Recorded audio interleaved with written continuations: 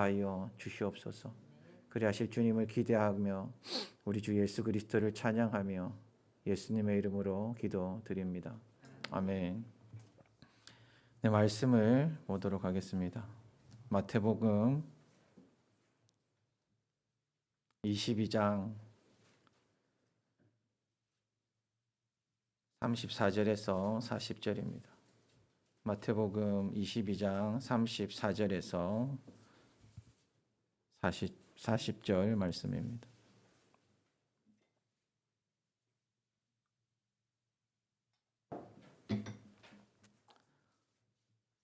같이 한번 읽도록 하겠습니다.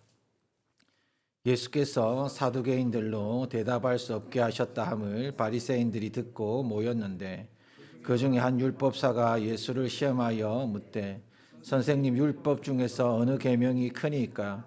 예수께서 이르시되 내 마음을 다하고 목숨을 다하고 뜻을 다하여 주 너희 하나님을 사랑하라 하셨으니 이것이 크고 첫째 되는 계명이요 둘째도 그와 같으니 내 이웃을 내 자신같이 사랑하라 하셨으니 이 두 계명이 온 율법과 선지자의 강령이니라. 아멘. 여러분, 하나님은 영이십니다. 영이신 하나님은 우리의 눈에 보이지 않는 존재이십니다. 영이신 하나님은 눈에 보이는 존재가 아닙니다. 그런데 태초에 죄 없는 상태로 창조된 이 아담과 하와는 하나님이 눈에 보이지 않으셔도 본능적으로 그분의 존재를 인식하고 다른 어떤 매개체 없이 직접적으로 하나님과 교제하는 것이 가능했습니다. 그러나 죄를 지은 이후에는 이러한 것에 변화가 일어납니다.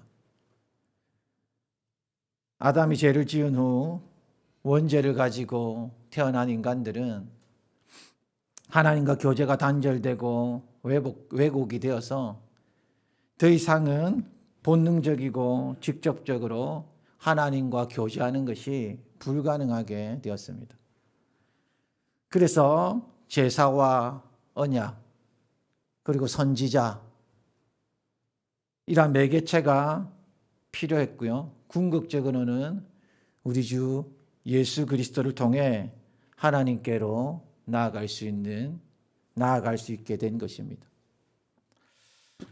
따라서 죄의 본성을 가지고 태어난 인간은 눈에 보이지 않는 하나님과 교제하는 것이 사실상 이제 본능적으로는 어렵습니다. 그래서 인간은요, 눈에 보이지 않는 하나님을 신뢰하지 못하고 보이는 것을 의지하여 영적 불안을 해소하려고 하는 그런 나쁜 습관을 가지고 습성이 있습니다. 그래서 눈에 보이는 우상을 만들어서 그 우상을 섬기려고 하는 것입니다. 대표적인 사건이 우리가 잘 아는 것처럼 구약 이스라엘의 금송아지 사건입니다. 모세가 시내산에서 내려오지 않자 이스라엘 백성들은 금송아지 모양으로 신상을 만듭니다. 그들이 금송아지를 만든 것은요, 하나님의 존재를 부정했기 때문이 아닙니다. 자신들을 인도할 신을 자신들 눈앞에 두고자 하는 신이 눈에 보이지 않으니까 지도자인 모세는 없고 모세가 시내산에서 내려오는 것은 더뎌지고 자신들이 이끄는 모세는 없고 눈에 보이는 신은 하나님은 눈에 보이지 않고 그러니까 불안해지니까 이들이 금송아지를 신상을 만든 것입니다. 세상의 수많은 종교들도요, 예로부터 이러한 신상들을 가지고 있습니다. 구약에 우리가 아는 드라빔이 그렇고요. 또 아세라와 바알과 같은 이러한 신상들이 있습니다. 고대 이집트의 태양의 신, 고대 이집트 태양의 신을 라라고 하는데요. 이 라와 죽음의 신 아누비스도 동물과 인간의 이런 모양을 이렇게 조합해가지고 신상으로 이집트 사람은 만들어서 그것을 숭배합니다. 심지어 오늘날에도요, 불교에는 뭐가 있습니까, 여러분? 불상이 있습니다. 힌두교에도요, 수많은 형상들의 신들을 형상화해서 섬기고 있습니다. 이처럼 죄의 본성을 가진 인간은요, 더 이상 눈에 보이지 않는 것을 믿고 그 대상을 사랑하는 것은 본질적으로 어려워하게 되었습니다. 자, 여러분 한번 생각해 보십시오. 여러분들이 자녀들을 사랑하는 것은 본능적입니다. 그렇죠? 본능적으로 이것은 쉽습니다. 정상적인 부모라면요, 자녀를 사랑하려고 힘쓰고 애써야지 사랑할 수 있는 것이 아닙니다. 자, 탯줄을 끊고 태어난 아기를 엄마가 품에 처음에 탁 안았어요. 자, 그러면서 그 아이를 보면서 그 엄마가요, 어디 사랑할 만한 구석이 있는지 한번 찬찬히 훑어볼까라고 쳐다보면서 요게 요렇네, 요게 요렇네, 요게 요렇네, 이제 사랑을 슬슬 해볼까 이러지 않습니다, 여러분. 우리 엄마도 제가 잘생겼다라고 처음에는 생각했답니다. 물론 나중에는 내 속에 내 배에서 태어난 아들이지만 진짜 너는 못생겼다 이렇게 대놓고 이야기를 했지만 말입니다. 그럼에도 여러분, 모든 부모는 자녀를 내가 사랑해야지, 애를 써야지 라고 하지 않습니다. 본능적으로 여러분 사랑을 하게 되어 있습니다. 이것은 하나님께서 엄마라는 본성에 주신 마음입니다. 자, 그런데 어떻습니까? 뱃속에 아기가 태아로 있을 때 그 아기를 아끼고 사랑하지만요, 태아로 있을 때보다 언제 더 실질적으로 다가오고 더 사랑하게 됩니까? 아이가 태어났을 때입니다. 아이가 태어났을 때 그 사랑은요, 기하급수적으로 증폭됩니다. 왜냐하면 이제 아기의 모습이 눈에 직접적으로 보이기 때문입니다. 그래서 교감을 직접적으로 하기 때문입니다. 이처럼 인간은요, 눈에 보이는 대상을 훨씬 더 사랑하게 되어 있습니다. 이것이 인간이 가진 본성입니다. 그렇다면 하나님을 사랑하는 것이 인간에게 어려울까요? 쉬울까요? 제가 앞에 소스를 다 드렸잖아요. 그렇죠? 하나님을 사랑하는 것이 인간이 본능적으로 쉽겠습니까? 어렵겠습니까? 네, 어렵습니다. 하나님은 영이십니다. 영이신 하나님은 인간의 눈에 직접적으로 보이지 않는 존재십니다. 아까도 말했지만 인간은 본능적으로 눈에 보이는 것을 사랑하는 존재이지 눈에 보이지 않는 것을 사랑하는 것은 매우 어렵습니다. 만약 눈에 보이지 않는 하나님을 사랑하는 것이 쉽다면요, 성경은 우리에게 마음을 다하고 목숨을 다하고 뜻을 다하고 힘을 다해서 너희 주 하나님을 사랑하라라고 가르칠 필요가 없고 하나님 그렇게 말씀하실 필요가 없을 것입니다. 마음을 다하고 목숨을 다하고 힘을 다하고 그렇게 하나님을 사랑하는 것이 힘들기 때문에 성경 우리에게 이것을 말씀하는 것입니다. 자, 여러분에게 질문을 하나 드리겠습니다. 그럼에도 불구하고 여러분, 권사님 하나님을 사랑하십니까? 사랑하지 않습니까? 사랑하죠. 우리 집사님 하나님을 사랑하십니까? 사랑하지 않습니까? 사랑하죠. 그렇죠. 자, 우리 홍정희 집사님 하나님을 사랑하시나요? 사랑하지 않습니까? 사랑하죠. 자, 우리 집사님은 어떻습니까? 하나님을 사랑하십니까? 사랑하지 않습니까? 사랑하죠. 저 뒤에 고개를 끄덕끄덕하고 있는 우리 양 집사님 하나님 사랑하십니까? 사랑하지 않습니까? 사랑합니다, 여러분. 맞습니다, 여러분. 우리는 하나님을 사랑합니다. 하나님을 사랑하기 때문에 여러분, 이 금요일 날 세상 사람들은 불금이라는 이 시간에 여기 이렇게 추운데 이렇게 앉아 있는 겁니다. 하나님을 예배하는 겁니다. 여기 이 자리에 모인 분들, 그리고 온라인으로 예배하는 모든 분들을 저는 이분들이 하나님을 사랑한다라는 것을 저는 믿습니다. 몰라서 드린 질문이 아닙니다. 우리는 다 하나님을 사랑하는 사람들입니다. 자, 그렇다면 이번에는 제가 질문을 다시 드려보겠습니다. 목숨을 다하고 마음을 다하고 목숨을 다하고 뜻을 다하고 힘을 다해서 하나님을 사랑하십니까, 권사님? 우리 집사님? 훌륭하셔요. 그런데 지금 그렇게 그렇습니까? 우리 집사님은 어떠신가요? 홍정 집사님. 자, 우리 윤복순 집사님은 어떠십니까? 네?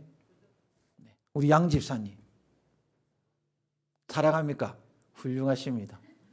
박수를 쳐드려야 합니다. 본인이 사랑하는데 우리가 어떻게 할 수는 없죠. 그렇죠? 근데 여러분, 조금도 주저하지 않고 선뜻 사랑합니다 하는 사람이 나올 줄은 저는 예상을 못했습니다. 그러나 그런 분들도 있겠죠. 그렇죠? 근데 누군가 저에게 목사님은 마음을 다하고 뜻을 다하고 목숨을 다하고 힘을 다해서 하나님을 사랑합니까? 라고 묻는다면 저는 아마 주저할 것 같습니다. 그리고 아마 우리 집사님과 마찬가지로 여기 계신 분들과 마찬가지로 그렇지 않은 것 같습니다 라고 대답할 것 같습니다. 제가 목사를 할 게 아니고 우리 양 집사님이 목사 신학을 해야 할 것 같습니다. 여러분, 마음을 다하고 목숨을 다하고요 뜻을 다하여 주 하나님을 사랑한다면, 진짜 그렇게 사랑한다면 이란 질문을 받았을 때 1초의 주저함이 없어야 정상입니다.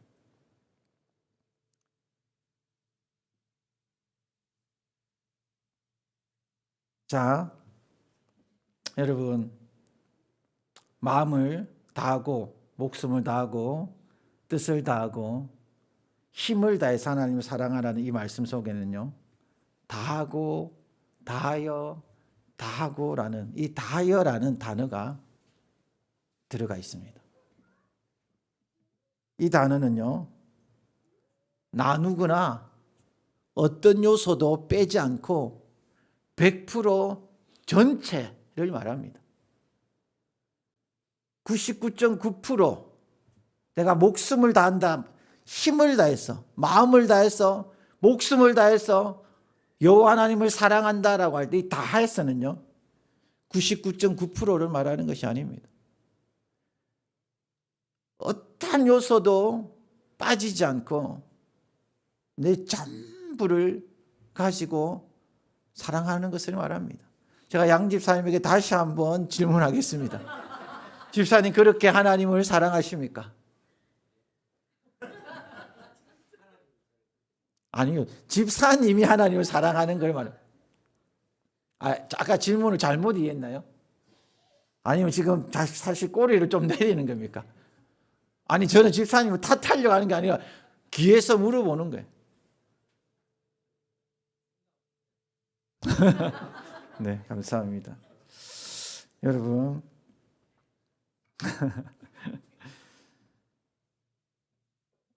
여러분께서 그렇다면요, 스스로 제가 다 질문을 드리지 못했지만 이 질문에 여러분은 어떻게 대답하시겠습니까? 자, 그런데 오늘 본문은요, 마태복음 22장에서 37절에서 예수님께서는요, 내 마음을 다하고 목숨을 다하고 뜻을 다해서 여호와 하나님을 사랑하라라고 말씀합니다. 어떤 복음서에는 마음을 다해서도 포함이 되어 있고요. 아무튼 힘을 다해서도 포함되어 있고, 어쨌든 마음을 다하고 뜻을 다하고 목숨을 다하고 힘을 다해서 내 하나님을 사랑하라. 이것이 첫째 되는 계명이다라고 밝히고 있습니다. 당시 유대인들은요, 모세오경 속에서 613개의 계명들을 출현했습니다. 발견해내었습니다. 그래서 해야 할 것 248가지, 하지 말아야 할 것 365가지를 분류를 했습니다. 그러면서 이 율법학자들은요, 이 율법학자들 사이에서 이 수많은 이 618개에 해당하는 이 율법을 어떤 것이 가장 중요한 우선순위에 두어야 하는가, 여기에 대한 논쟁이 끊이지 않았습니다. 그래서 바리새인들은요, 이 바리새인 중에 한 사람이 율법사는요, 이렇게 예수님께 질문을 하고 있는 거예요. 어느 계명이 크니까? 이 질문을 던짐으로써 예수님의 율법관에 대해서 허점을 찾아서 공격하려고 한 것입니다. 그래서 36절과 37절 이렇게 기록하고 있습니다. 그 중에 한 율법사가 예수를 시험하여 묻되, 선생님, 율법 중에서 어느 계명이 크니까? 따라서 이 질문은요, 단순히 정보를 얻기 위한, 답을 얻기 위해서 던진 질문이 아닙니다. 예수님의 율법관에 허점을 찾아서 예수님을 공격하기 위해서 지금 질문을 던지고 있는 것입니다. 이러한 질문 속에 담긴 의도를 모를 리 없었던 예수님은요, 다음과 같이 대답을 하십니다. 자, 37절에서 40절까지입니다. 예수께서 이르시되 내 마음을 다하고 목숨을 다하고 뜻을 다하여 주 너희 하나님을 사랑하라 하셨으니 이것이 크고 첫째 되는 계명이요 둘째도 그와 같으니 내 이웃을 내 자신같이 사랑하라 하셨으니 이 두 계명이 온 율법과 선지자의 강령이니라. 마음을 다하고 목숨을 다하고 뜻을 다하여 하나님을 사랑하는 것이 가장 중요한 첫째 되는 계명이고, 내 이웃을 내 자신같이 사랑하는 것이 이어서 두 번째로 중요한 계명이다라고 하시는 것입니다. 자, 그러면서 예수님께서는요, 이 두 계명이 온 율법과 선지자의 강령이다라고 말씀하고 있습니다. 여기서 이 강령이라는 단어는요, 원어가 뭘 이야기하면 옷걸이를 말합니다. 옷걸이나 이 문을 지탱하는 경첩 같은 것을 말합니다. 그 단어입니다. 따라서 예수님께서 이 두 계명이 강령이다라고 한 것은요, 매달려 있다, 즉 이것에 의존한다라는 뜻을 가지고 있습니다. 그래서 이것을 직역하면요, 온 율법과 선지자가 이 두 계명에 매달리느니라. 율법과 선지자는 뭘 이야기하냐면요, 구약 성경 전체를 뜻합니다. 제율법입니다. 일부를 가지고 전체를 표현할 때 쓰는 게 제율법인데, 여기서 온 율법과 선지자가 바로 이 구약 성경 전체를 말합니다. 따라서 여러분, 구약 성경 전체가 바로 이 사랑에 매달려 있다, 사랑에 근거하고 있다라는 것입니다. 그러므로 성경이 가장 중요하게 말씀하고 있는 것이 바로 사랑이다라고 예수님께서 우리에게 말씀하고 있는 것입니다. 그래서 고린도전서 13장 13절에는 그런즉 믿음, 소망, 사랑 중에 그 중에 제일은 사랑이다라고 단언합니다.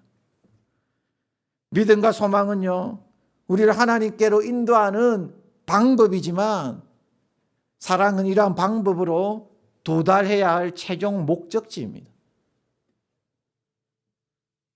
모든 우리의 신앙적 행위가 사랑에 매달려 있을 때 비로소 그 행위가 생명력을 가지게 된다라는 사실을 기억하시길 바랍니다. 사랑이 없으면, 그래서 울리는 꽹과리와 같다라고 성경 우리에게 말씀하고 있습니다. 따라서 예수님께서 지금 자신을 공격하며 시험에 빠뜨리고자 하는 이 율법사에게 가장 중요한 것은 사랑인데, 이는 곧 하나님에 대한 사랑, 이웃에 대한 사랑이다라고, 이것이 구약 성경이 이야기하고 있는 핵심이다라고 말씀하고 있다라는 것입니다. 그런데 여러분, 이웃 사랑은 어떤 때 내 몸같이 이웃을 사랑하라는 것은 여러분 어떨 때 가능합니까? 그 앞에 먼저 1계명을 주신 하나님을 사랑할 때 이것이 가능합니다, 여러분. 그래서 하나님을 향한 완전한 사랑이 우리 속에 있을 때 이웃을 내 몸같이 그렇게 사랑할 수 있는 그 힘이 생기는 것입니다. 그러면 오늘 본문에서 예수님께서 말씀하시는 것은요, 결국 뭘 이야기하냐면 마음을 다하고 목숨을 다하고 뜻을 다하고 힘을 다하여 하나님을 사랑하는 것에 모든 것이 달려있다라고 말씀하시고 있다라는 사실입니다.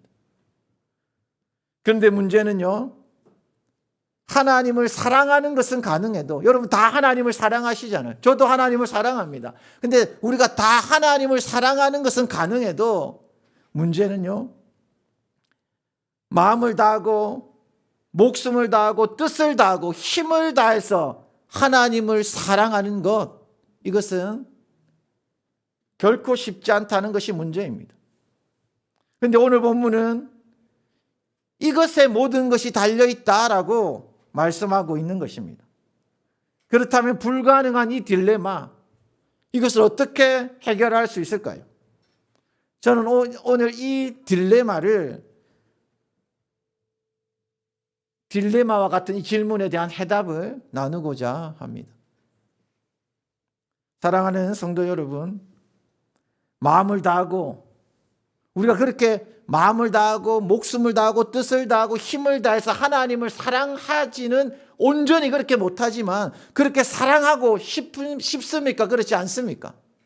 우리 집사님이 아까 너무나 정확하게 말씀을 해주셨죠. 지금은 그렇게 하고 싶습니다라고. 아마 여기에 계신 우리 모든 분들은 한 분도 빠짐없이 하나님을 그렇게 사랑하기를 원하실 것입니다.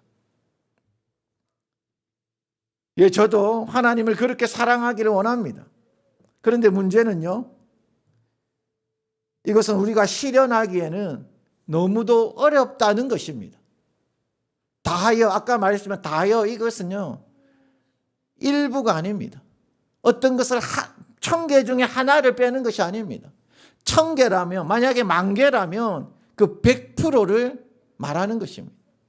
어떻게 이것이 여러분 제 본성을 가진 우리 인간으로서 가능한 사랑이겠습니까? 그런데 하나님은 뭐라고 이야기하냐면, 예수님은 그렇게 하나님을 사랑해라라고, 이것이 성경이 말하는 하나님 사랑, 이웃 사랑, 단순한 그냥 나 하나님 사랑합니다, 이것이 아니라 이렇게 사랑하는 것, 그래서 이웃을 그렇게 사랑하는 것, 이것이 첫째 계명이고 둘째 계명, 가장 중요한 거다라고 말씀하고 있는 것입니다. 그런데 이것이 사실은 불가능한데 말입니다. 자, 그런데 예수님께서 어느 계명이 크니까? 라는 이 질문에 마음을 다하고 목숨을 다하고 뜻을 다하고 힘을 다하여 내 하나님을 사랑하라, 이것이 크고 첫째 되는 계명이요 라고 말씀하신 것은 예수님이 그냥 임의로 하신 말씀이 아닙니다. 이것은 신명기 6장 5절의 말씀을 인용하셔서 하신 말씀입니다. 신명기 6장 5절은요, 너는 마음을 다하고 뜻을 다하고 힘을 다하여 내 하나님 여호와를 사랑하라. 유대인들은요, 이 신명기 6장 4절에서 이 7절의 이 내용을 쉐마의 말씀이다라고 기억하고 이것을 아침과 저녁으로 매일매일 암송할 만큼 중요하게 여깁니다. 왜 쉐마의 말씀이다라고 하면요, 이 단어가, 이 본문이 쉐마라고 시작하기 때문에 이것은 들으라라는 말입니다. 들으라라고 말하면서요, 너는 마음을 다하고 뜻을 다하고 힘을 다하여 내 하나님을 여호와를 사랑하라라는 거예요. 그래서 이것을 쉐마의 말씀으로 여기고 유대인들은 아침 저녁으로 이 말씀을 여러분 암송합니다. 그만큼 이것이 중요하기 때문입니다. 그들은요, 이것을 신앙의 근간으로 삼고 있습니다. 예수님께서 바로 이 쉐마의 말씀을 인용해서 당시 바리새인 중에 한 율법사가 어느 계명이 크니까, 어느 그 계명이 가장 중요하고 우선입니까? 라고 했던 질문에 수많은 계명 중 핵심 정신이 결국 하나님의 사랑임을 이 구절을 통해 확정해 주신 것입니다. 근데 예수님께서 인용하셨던 이 말씀은 비단 신명기 6장 5절에만 있는 말씀이 아닙니다. 이 말씀은 구약 전체를 관통하는 핵심 주제이자 여호와 하나님의 신앙의 표준이라고 할 수 있습니다. 모세는요, 이 말씀을 자신의 유언과 같은 고별 설교를 할 수 있는 이 신명기에서 이스라엘 백성들이 이제 가나안 땅에 들어가기 전에 모압 평지에서 하나님과의 언약을 갱신하면서 마음과 뜻과 힘을 다해서 하나님을 사랑할 것을 여러 차례 강조합니다. 뿐만 아니라 구약의 역사서라고 할 수 있는 열왕기와 또 역대기는요, 왕들을 평가할 때 어떻게 평가하느냐 하면 그들이 마음을 다하여 하나님을 따랐는지 그렇지 않았는지 신명기 6장 5절을 기준으로 해서 평가를 하고 있습니다. 이처럼 여호와 하나님의 신앙의 표준이라 할 수 있는 신명기 6장 5절 이 쉐마의 말씀의 중요성은 계속해서 구약에서 등장하는데요. 신명기 10장 12절에서도 13장 3절에서도 30장 6절에서도 언급되고 강조되고 있는 것을 보게 됩니다. 자, 그렇다면 이토록 중요한 마음을 다하고 뜻을 다하고 목숨을 다하고 힘을 다하여 여호와 하나님을 사랑하라는 이 계명은요, 우리가 어떻게 준수할 수 있는가? 이것이 핵심입니다. 그래서 제가 초반에 단순히 하나님을 사랑합니까? 라가 아니라 마음을 다하고 목숨을 다하고 뜻을 다하고 힘을 다해서 여호와 하나님을 사랑합니까? 라고 질문을 드린 것입니다. 그렇다면 이토록 중요하고 동시에 이토록 어려운 이 계명을 어떻게 지킬 수 있는가 하는 것이 핵심입니다. 그런데 감사하게도 성경은 우리에게 이 해답을 제시해 주고 있습니다. 신명기 30장에서 이 해답을 여러분 발견할 수 있다라는 것입니다. 어떻게 인간의 힘으로는 불가능한 이 계명을 어떻게 준수할 수 있는지, 어떻게 지킬 수 있는지 하나님은 답 없는 질문을 하지 않는다는 것입니다. 성경의 그 답을 우리에게 제시해 주고 있다라는 사실입니다. 자, 먼저 신명기 30장은요, 이스라엘 백성이 하나님의 언약을 어기고 불순종해서 이방 나라로 쫓겨난 상황을 전제로 해서 말씀하고 있습니다. 지금은 그렇지 않지만 후일의 이스라엘 백성들이 하나님의 말씀을 어기고 불순종해서 하나님이 징계하셔서 이방으로 쫓겨갈 것인데 그때를 전제로 해서 말씀을 하고 있는 구절입니다.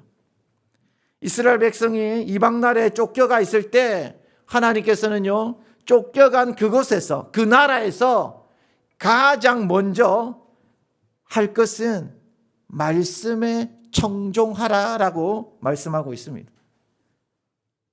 신명기 30장 2절입니다.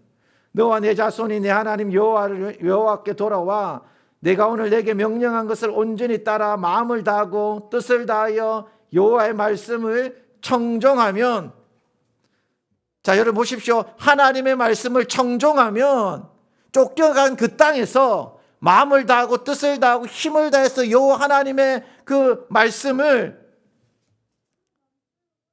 청종하면요, 어떤 일이 일어난가? 그것이 바로 3절과 4절과 5절과 신명기 30장 3, 4, 5, 6절을 계속해서 이것을 설명해 주십니다. 자, 3절을 보겠습니다. 내 하나님 여호와께서 마음을 돌이키시고 너를 긍휼히 여기사 포로에서 돌아오게 하시되 내 하나님 여호와께서 흩으신 그 모든 백성 중에서 너를 모으시겠다라고 약속하십니다. 자, 보십시오 여러분, 이 여호와의 말씀을 청종하면 이 조건이 3절, 4절, 5절, 6절에 다 이어지고 있습니다. 여러분, 여호와 하나님의 말씀에 청종하면 흩으신 그 모든 백성 중에서 내가 너를 모으겠다라고 첫 번째 약속을 하십니다. 자, 그리고 4절은요, 내 쫓겨간 자들이 하늘가에 있을지라도 하나님께서 그들을 모아서 이끌 것이다 라고 약속합니다.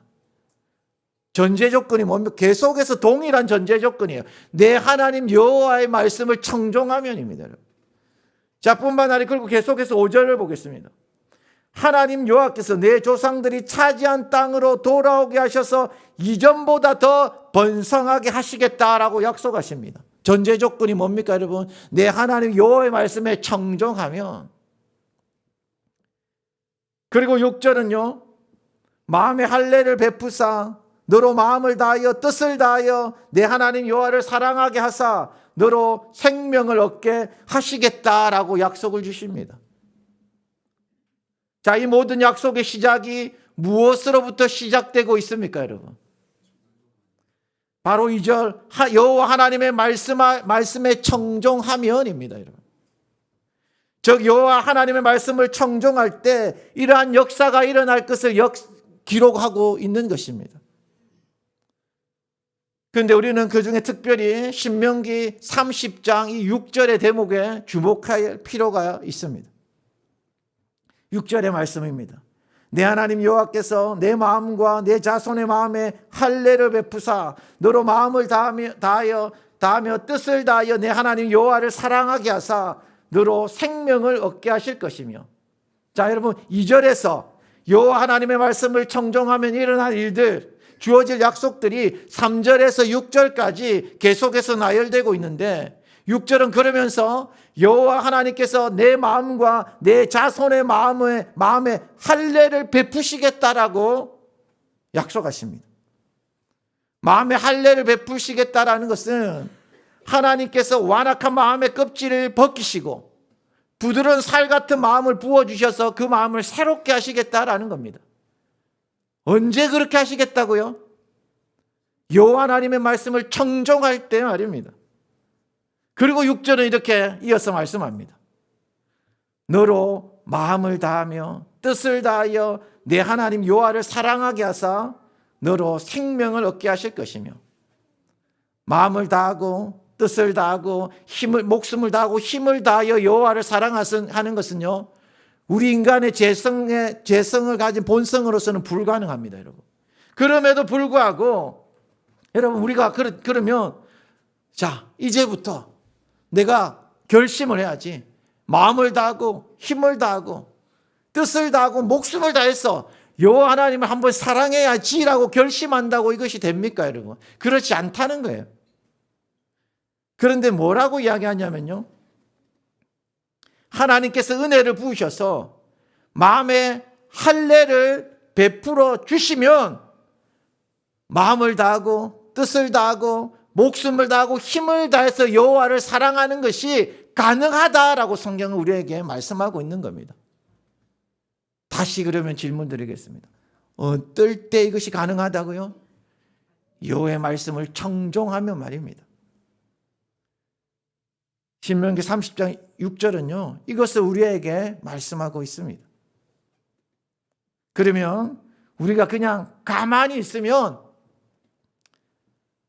하나님께서 알아서 부어주시는 것이 아니라 이 모든 시작은 좀 전에도 말씀드린 것처럼 여호와 하나님 말씀을 청종할 때 시작됩니다. 청종이라는 히브리 단어는요, 아까도 신명기 6장 5절의 말씀에서 말한 것처럼 이 청종이라는 단어도 쉐마입니다. 이 쉐마는요, 그냥 단순히 듣는 것을 말하는 것이 아닙니다. 쉐마는 듣고 그것에 자신을 복종시키는 것을 내포하고 있습니다. 그러므로 여기서 청종이라는 것은요, 하나님의 말씀을 우리의 삶의 최중심에 두고 그 말씀을 절대적으로 가까이 하는 것을 뜻합니다.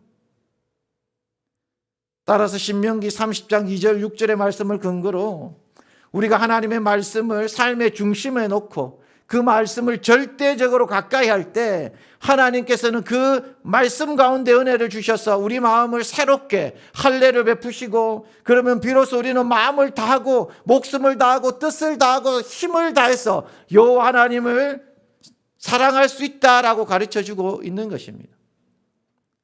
마음을 다하고 목숨을 다하고 뜻을 다하고 힘을 다해서 여호와 하나님을 여러분 사랑하고 싶으십니까?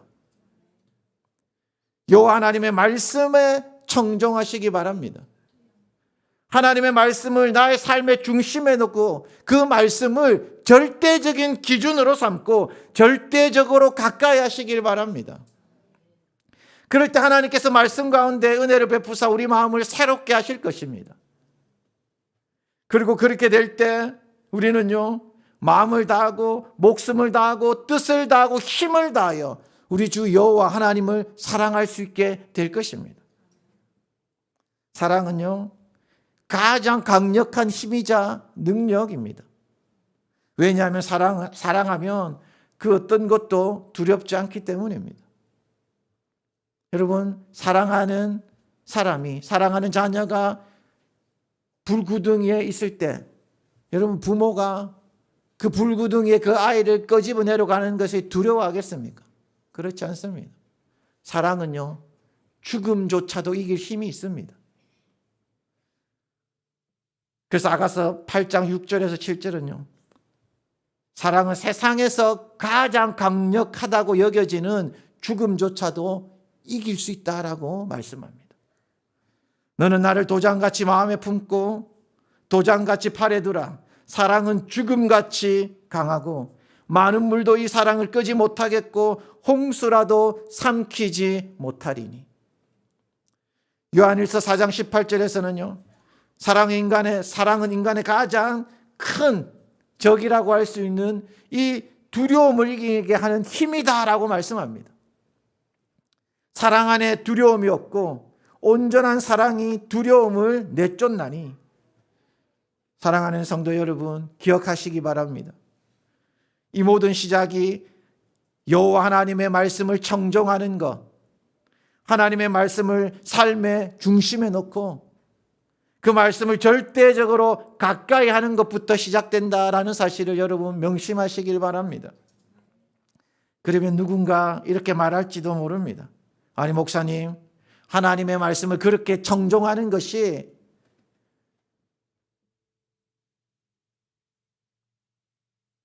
내 삶에 이 말씀을 중심에 놓고 그 말씀을 절대적으로 가까이 하는 것이 어디 그게 말처럼 쉽습니까? 라고 질문할 수가 있습니다. 여러분, 그렇지 않나요? 그러면 저는 이렇게 대답할 것입니다. 예, 그것이 쉽습니다. 왜냐하면요, 신명기 30장 14절에서 11절에서 14절은 이렇게 우리에게 말씀합니다. 우리 같이 한번 읽어보겠습니다. 신명기 30장 11절에서 14절입니다.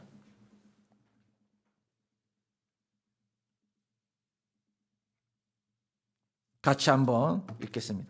내가 오늘 내게 명령한 이 명령은 내게 어려운 것도 아니요 먼 것도 아니라 하늘에 있는 것이 아니니 내가 이르기를 누가 우리를 위하여 하늘에 올라가 그의 명령을 우리에게 가지고 와서 우리에게 들려 행하게 하려 할 것이 아니요 이것이 바다 밖에 있는 것이 아니니 내가 이르기를 누가 우리를 위하여 바다를 건너가서 그의 명령을 우리에게 가지고 와서 우리에게 들려 행하게 하려 할 것도 아니라 오직 그 말씀이 내게 매우 가까워서 내 입에 있으며 내 마음에 있은즉 내가 이를 행할 수 있느니라. 제가 사실 오늘 저녁에 이렇게 왔는데 몸이 좀 좋지 않은 거예요. 그래서 설교하려고 하니까 좀 힘이 들겠다라는 어렵겠다라는 생각이 들었습니다. 그래서 급히 찬양하는데 우리 변전사님을 살짝 불렀습니다. 그리고 삼천 가서 사회를 좀 해달라고 하고 사회를 받았는데 좀 좋아지긴 했어요. 근데도 여전히 내려왔는데 복통이 있고 몸이 힘든 거예요. 그래서 이제 설교 시간이 다 돼 가고 있는데 하나님 앞에 기도를 했습니다. 근데 하나님께서 제 속에 이런 감동을 주십니다. 네가 나의 말씀, 하나님의 말씀을 선포할 때, 증거할 때 아무렇지 않게 될 것이다. 좋아질 것이다 라는 마음을 강하게 주시더라고요. 제가 마음 좀 불편했는데 몸이 좀 불편했는데 그 말씀을 그대로 신뢰하고 올라왔습니다. 여러분, 하나님의 말씀은요, 힘이 있습니다. 하나님의 말씀은 능력이 있습니다. 그래서 제가 제일 먼저 올라와서 드렸던 기도가 그 기도였습니다. 하나님의 말씀이 임하면요, 그 하나님의 말씀을 붙들며 역사가 일어납니다. 놀라운 것은요, 하나님을 우리가 마음을 다하고 힘을 다하고 뜻을 다하고 목숨을 다해서 사랑하는 이유가 그분이 우리를 구원해 주셨기 때문에 그렇게 사랑하고 싶은 마음이 우리 힘으로는 안 되지만 그렇게 사랑하고 싶은 마음을 하나님이 우리에게 주셨기 때문에 가능하지만 우리 힘으로는 되지 않잖아요. 그런데 왜 그렇게 사랑하려고 하십니까? 무엇을 그렇게 하나님을 힘을 다해서 목숨을 다해서 뜻을 다해서 사랑하면 하나님께서 우리를 뭔가 주실 것이기 때문에 사랑합니까? 그렇지 않잖아요. 그걸 바래서 여러분들이 다 나도 그렇게 사랑하고 싶습니다라고 고백한 게 아니잖아요. 맞지 않습니까, 여러분? 그런데 놀라운 게 있어요, 여러분. 그걸 바라고 우리가 하나님을 이렇게 사랑하고자 하는 것이 아닌데, 신명기 여러분 30장은요. 그렇게 하나 여호와의 말씀을 청종하면 우리가 하나님을 그렇게 사랑할 수 있을 거다라고 약속하시면서 그렇게 여호와 하나님을 사랑하면 어떤 일이 일어날 것인가, 어떤 축복이 주어질 것인가를 계속해서 2절, 3절, 4절, 5절, 6절, 7절, 8절, 9절, 10절 계속해서 우리에게 약속하십니다. 심지어 20절까지 여러분. 다 읽어드릴 수는 없지만 20절 하나만 읽어도요. 내 하나님 여호와를 사랑하고 그의 말씀을 청종하며 또 그를 의지하라. 그는 내 생명이시요 내 장수이시니 여호와께서 내 조상 아브라함과 이삭과 야곱에게 주리라고 맹세하신 땅에 내가 거주하리라. 그리고 9절과 10절에는요. 후반절을 보면 내 하나님 여호와께서 내 손으로 하는 모든 일과 내 몸의 소생과 내 가축의 새끼와 내 토지 소산을 많게 하시고 내게 복을 주시되 내 여호와께서 내 조상들을 기뻐하신 것 같이 너를 다시 기뻐하사 내게 복을 주시리라. 6절에는요. 너로 생명을 얻게 하실 것이며 계속해서 여러분 이 약속을 주시고 있다라는 사실입니다. 분명한 건 우리가 뭔가 바라기 때문에 하나님을 그렇게 사랑하려고 하는 것이 아니지만 그럼에도 불구하고 우리가 그렇게 하나님을 사랑하게 될 때 하나님께서 이 놀라운 축복을 우리에게 쏟아 부어 주시겠다라는 것입니다. 그런데 이 모든 시작은 여러분 여호와 하나님의 말씀을 청종하는 것, 그 말씀을 내 삶의 중심으로 두고 그 말씀을 절대적인 기준으로 두고 가까이 할 때 일어난다라는 사실입니다. 저는 이 사실을 여러분 믿습니다. 왜냐하면 살아있는 하나님의 말씀이 우리에게 그것을 증거해 주고 있기 때문입니다. 오늘 이 자리에 있는 우리 모든 한 분 한 분들에게 축복합니다. 여호와의 말씀을 청종하십시오. 하나님의 말씀을 삶의 중심에 두고 절대적으로 이 말씀을 가까이 하시기를 바랍니다. 마음을 다하고 목숨을 다하고 뜻을 다하여 하나님을 사랑하는, 그래서 죽음조차도 이길 수 없는 여러분의 삶이 되기를 소망합니다. 제가 하나님 앞에 목회자로 사역자로 살면서 늘 기도하는 제목 중에 사역자로서의 첫 번째 제목이 있습니다. 하나님 말씀을 선포할 때 그 말씀이 사람을 저는 변화시킬 수 있을 줄 믿습니다. 하나님의 말씀이 우리를 새롭게 할 줄 믿습니다. 말씀이 무너진 영혼을 회복시킬 줄 믿습니다. 말씀이 육신의 질병을 치유할 줄 믿습니다. 하나님, 저로 이러한 말씀의 선포자가 되게 해주십시오. 제가 사역자로서, 설교자로서 첫 번째 제가 드리는 기도가 이 제목입니다. 제가 하나님 앞에 기도드립니다. 제가 예전에 미디어 강의를 했습니다. 여러 곳에서 제가 몇 번 했지만 여러 곳에서 해달라 했을 때 제가 나중에는 단호하게 다 거절을 했습니다. 제가 하나님 앞에 그렇게 기도했기 때문입니다. 하나님, 미디어 강의는 저 아니라 훨씬 유능하고 잘하는 사람이 있습니다. 저는 하나님의 이 생명의 말씀을 그저 나누고 싶습니다. 여러분, 이 말씀을 붙드시기 바랍니다. 이 말씀이 여러분을 주장하게 하시길 바랍니다. 그래서 하늘로부터 임하는 이 놀라운 복들을 여러분 누리고 살아가시길 바랍니다. 하나님은 우리에게 복을 주시기를 원하십니다. 세상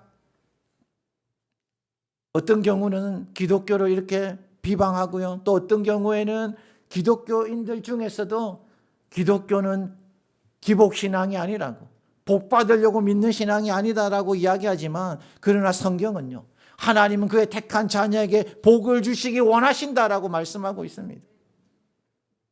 오늘 여호와 하나님의 말씀을 청종함으로 우리에게 하나님께서 우리의 마음에 할례를 베푸사 우리를 새롭게 하셔서 하나님을 마음을 다하고 뜻을 다하고 목숨을 다하고 힘을 다해서 사랑하는 저와 여러분 되시길 바랍니다.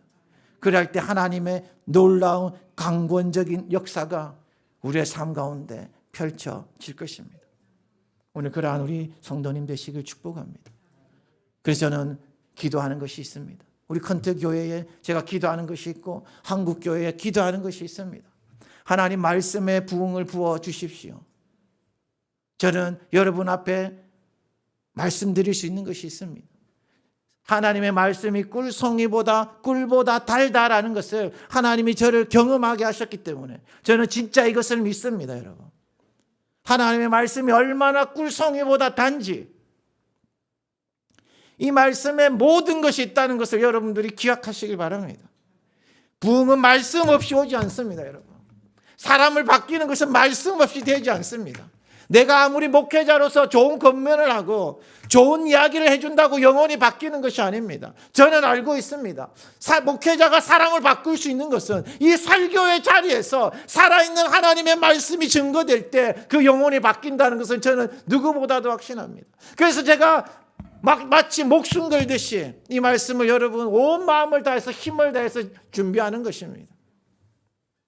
오늘 우리 인생에 그 말씀이 여러분들을 주장하게 하십시오. 그 말씀에 붙들려 사시길 바랍니다. 그러나 우리 모두가 될 수 있기를 주의 이름으로 축원합니다. 우리 같이 한번 기도하도록 하겠습니다. 여러분, 하나님의 말씀이 전부가 되어야 합니다. 말씀이 육신이 되어 오신 그 예수 그리스도, 이 말씀이 여러분의 전부가 되십니까, 여러분? 말씀보다 앞서지 마시길 바랍니다. 말씀보다 여러분 지혜를, 여러분들의 경험을 내세우지 마시길 바랍니다. 말씀보다 인맥을 더 중요하게 여기지 마시길 바랍니다. 하나님, 이 말씀을 내가 생명처럼 여기게 하여 주십시오. 소홀히 여기지 않게 하여 주십시오. 내 삶을 하나님이 말씀에 온전히 집중할 수 있게 하여 주십시오. 하나님은 우리에게 약속하십니다. 이것이 어려운 것이 아니다라고 말씀하십니다. 내가 오늘 내게 명령하니 명령은 내게 어려운 것도 아니요 먼 것도 아니라. 오늘 여러분 우리가 같이 한번 기도합시다. 하나님, 시편 기자가 고백한 것처럼 주님의 이 말씀이 내게 꿀보다 달게 하여 주십시오. 이 말씀을 하나님 먹고 이 말씀이 나를 주장하게 하여 주옵소서. 하나님, 말씀이 이끄는 인생이 되게 하여 주옵소서. 말씀을 하나님 아버지 생명보다 귀하게 여기게 하여 주옵소서. 그리할 때 하나님, 내 가정이 변화될 것입니다. 내가 말씀을 그렇게 하나님 취할 때 우리 가정이 변화될 것이고, 여러분 교회의 부흥이 임할 것이고, 이 한국 땅에 소망 없는 이 땅에 여러분 어디에 소망이 있습니까? 대한민국 곳곳을 보십시오. 여러분 어디에서 소망을 발견할 수가 있겠습니까? 오직 소망은 하나님의 말씀밖에 없음을 기억하시길 바랍니다. 우리 같이 한번 간절하게 이것을 위해서 기도하겠습니다.